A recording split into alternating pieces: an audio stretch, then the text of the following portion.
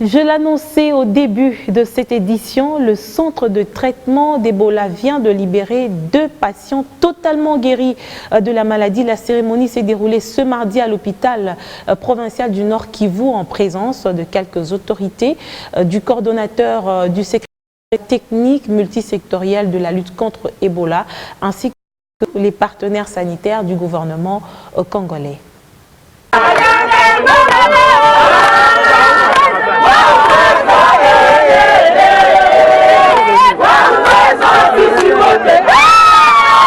Une liesse des équipes de riposte. À la sortie du CTE Goma, de Madame Espérance Nabintou et son fils Ebenezer Fataki, totalement guéris d'Ebola après une dizaine de jours de maladie. Un déchargement du CTE Goma en présence de l'autorité provinciale Caroline Zanzouka Sivita et tous les partenaires sanitaires du gouvernement congolais. Ce jour, 13 août, restera à jamais gravé dans nos mémoires et dans l'histoire de la ville de Goma.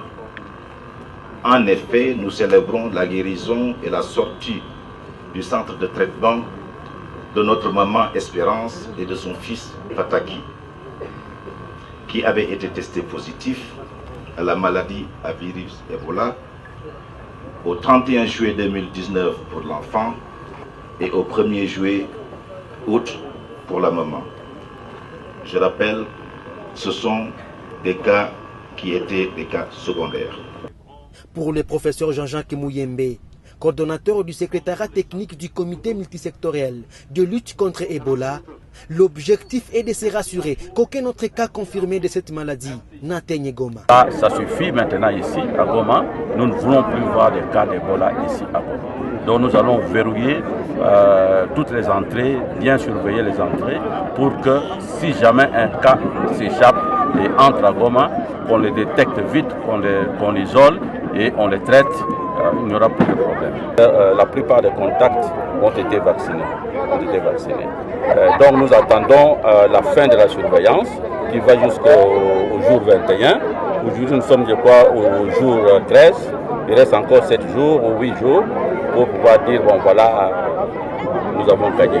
Le ministre provincial de la Santé, Christophe Ndibéché, au nom du gouverneur des provinces, a rendu hommage aux équipes de riposte, ayant tout fait pour sauver la vie d'Espérance Nabintou et son fils Ebenezer. Que nous célébrons ce jour prouve une fois de plus que le centre de traitement Ebola n'est pas la mort, mais plutôt un lieu d'espoir de vie et aussi une stratégie qui permet de couper la chaîne de transmission de la maladie à virus Ebola.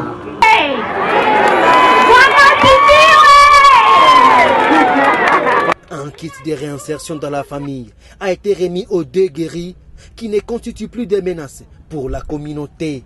Notons que l'époux de Madame Espérance Nabintou était décédé d'Ebola fin juillet.